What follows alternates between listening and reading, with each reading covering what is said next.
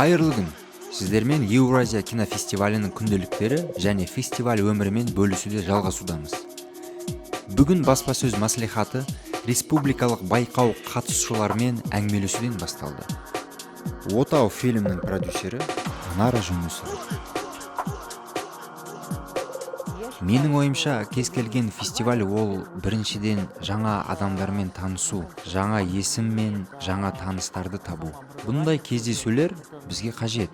Себебі бізде фестивальдер саусақпен санарлық. Және бұл жалпы елдің бейнесі ғана емес. Сонымен бірге бір жыл бойы фильмдер түсірген продюсерлердің, сценаристердің, режиссерлердің қызметін нәтижесі. Біз әрине бұл жиналған тәжірибемен бөлісе аламыз. Және шетелден өз фильмдермен келген әріптестеріміз өз елдерінде қалай болып жатқанымен бөлісе алады. Біріншіден бұл тәжірибемен, біліммен бөлісу және жай ғана кино саласындағы барлық әріптестермен жылы кездесу деп санаймын.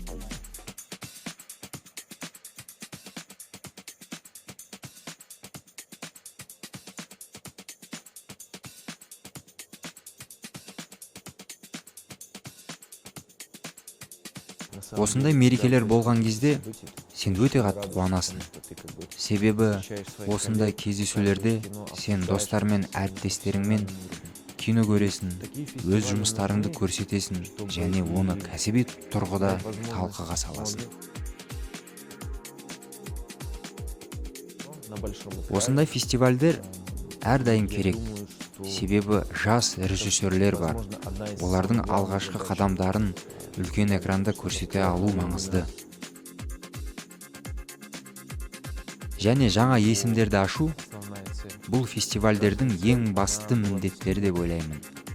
Кино ақырында көрерменге жету қажет. Бұл оның негізі мақсаты.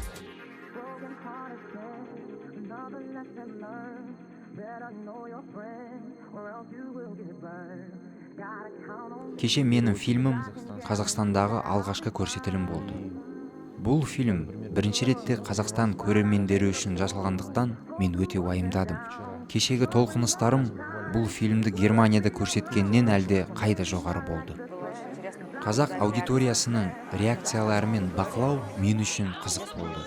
Ресей көрерменінен қай жерде күліп, қай жерде ойлануы өзгеше болды. Бірақ тура біз ойластырған ойлар мен оқиғалар қазақстандықтар үшін таныс болып келді. Және олар көрерменге біз күткендей әсер етті. Негізі, Еуразия кинофестивалі неше түрлі қызық киноларға толы. Барлығын көріп шыққың келеді. Бірақ өкінішке орай бір уақытта өтіп жатқан кинолар бар. Қайталама сеанстар болса екен деп ғана ойлап қоясың. Бүгіннің өзінде кешкі асқа шақырып жатыр. Бірақ мен жоқ, мен тек кино көремін, осында боламын деп бас тарттым. Осындай өте қызықты бағдарламалар ойластырғаны үшін барлығы өте керемет өтуде. Фестиваль өз бағдарламасында тек конкурстық шараларды ғана емес, сонымен қатар Алматының көрікті жерлерін аралау және мәдениетімізбен таныса алатындай демалыс бағдарламасы да бар.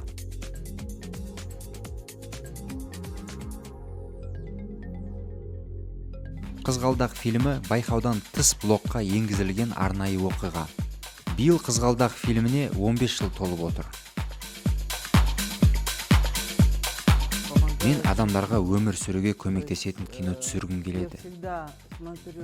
Мен әрқашан киноға антидепрессант ретінде қараймын.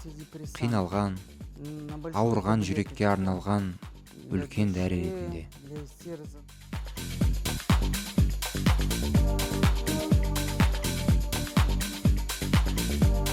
Және бұл дәрі адамға бір нәрсе түсінуге, тым болмаса күлуге көмектесе алатын болса деймін. Бүгінгі күн конкурстан тыс Work in Progress бағдарламасымен жалғасып жатыр. Біз өндірістегі картиналар авторларымен танысып әңгімелестік. Біздің продюсер Дина Жұмабекова бұрыннан бері мюзикл түсіруде армандап жүреді. Сәйкестік пе, әлде арманның орындалуы ма? Биыл қыста бізге Байғали хабарласып, кинопроект түсіруге деген ойы бар екенін айтты. Біз бұл керемет жоба деп шештік. Көрермендерге ұнайтыны сөзсіз. Сонымен қатар бізде ауыр жанрдан кішкене демалайық деп шештік. Бірақ бұл проект біздің бұрынғы жұмыстарымыздан еш оңай болмады. Қиындық дәрежесінен мен бұл проектті 41-ші жылдарға арнап түсірген тарихи проекттармен теңестірер едім. Өйткені біз бұрын мұндай ауқымдық композиторлар, музыканттар, аранжировщиктармен және бишілермен жұмыс жасап көрген емеспіз. Бұл үлкен жұмыс. Көптеген съемканың алдында дайын болу керек деген актерлер, қаншама уақыт және ауқымды жоба.